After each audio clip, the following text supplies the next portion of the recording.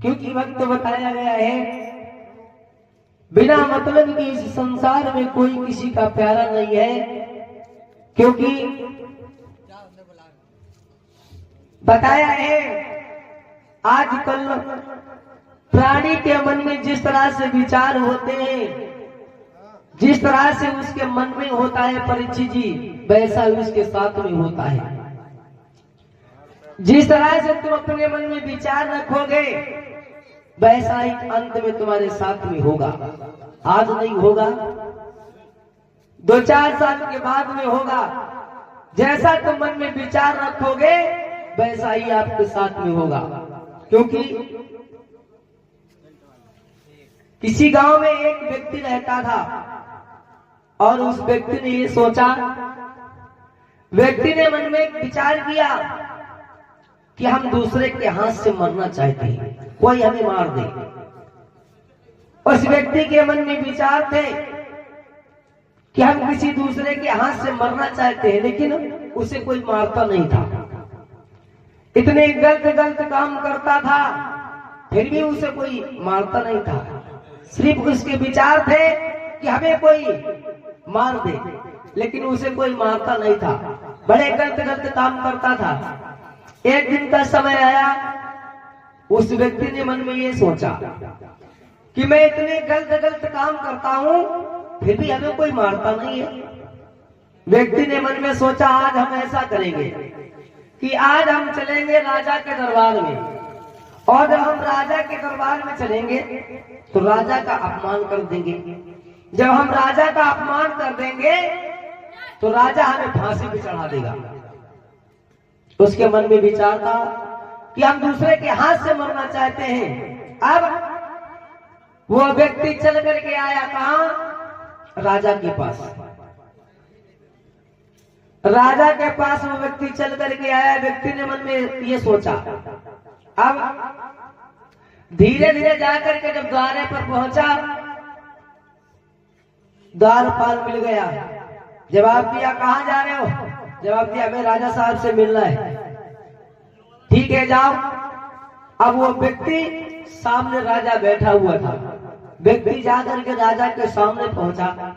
राजा ने मन में ये विचार किया कि हमसे मिलने के लिए आया है, लेकिन वो व्यक्ति खड़ा खड़ा सोच रहा। व्यक्ति ने ये सोचा, हम ऐसा कौन सा काम कर दें जिससे राजा हमें फांसी दे दे। व्यक्ति मन में सोचता रहा। फिर उस व्यक्ति ने मन में ये दिमाग लगाया कि काऊ तरीका से हम राजा का अपमान करें। क्या अपमान करें?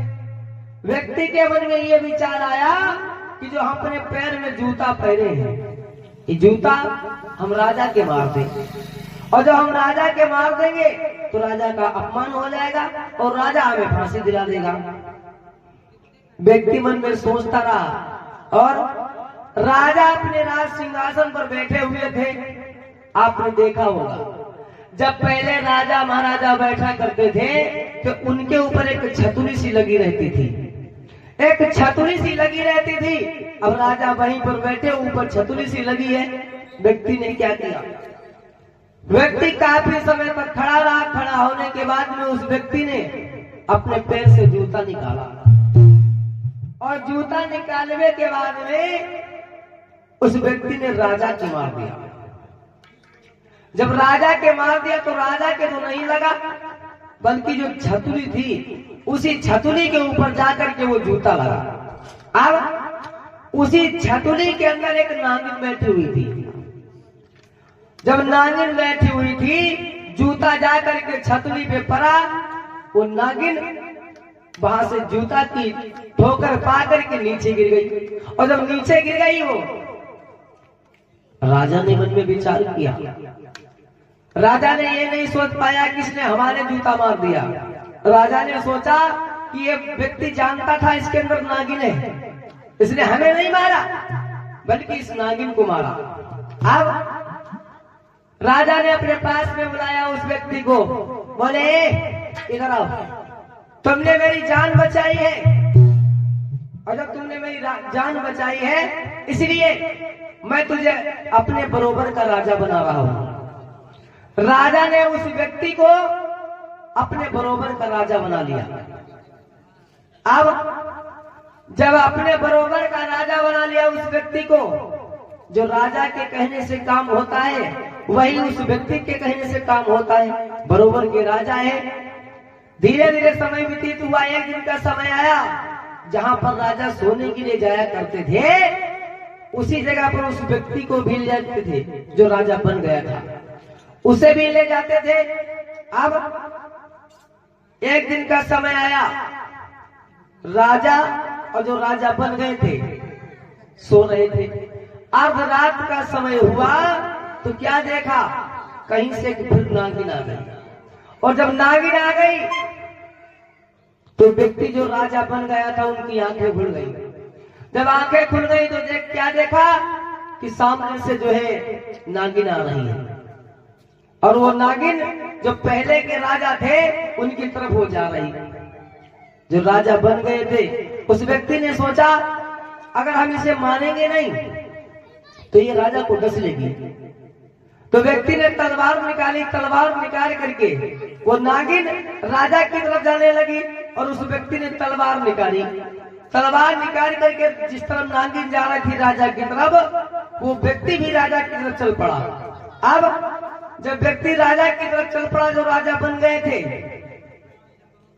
नागिन तो वहां से गायब हो गई। एकदम से राजा के नेत्र खुल गए। जब राजा के नेत्र खुल गए, देखा जो राजा बन गए थे वो तलवार पकड़े राजा के सामने खड़े। राजा के मन में आया कि मैंने इसे अपने बरोबर का राजा बना लिया और फिर भी ये मेरी जान लेना चाहता है। अगर आज हमारे नेत्र न खुल जाते तो ये व्यक्ति आज हमें मार देता। राजा ने पहरेदारों को बुलाया, जवाब दिया, पहरेदारों जाओ, ये व्यक्ति मेरी जान लेना चाहता था, जाओ इसे सजा फांसी दे दो। देखिए मेरे भक्तों, उसके मन में विचार था कि हम दूसरे के हाथ से मरना चाहते हैं। अंत में राजा बन गए और उसके बाद में राजा ने उसे फांसी दिलवा दी। इस तरह से भक्तों, जिस तरह से प्राणी के विचार रहते हैं मन में, उसी तरह से उसके साथ में भी होता है। और सच है, अगर संसार में आए हो, जिस तरह से तुम कर्म करोगे उसी तरह से तुम्हें फल भी प्राप्त होगा।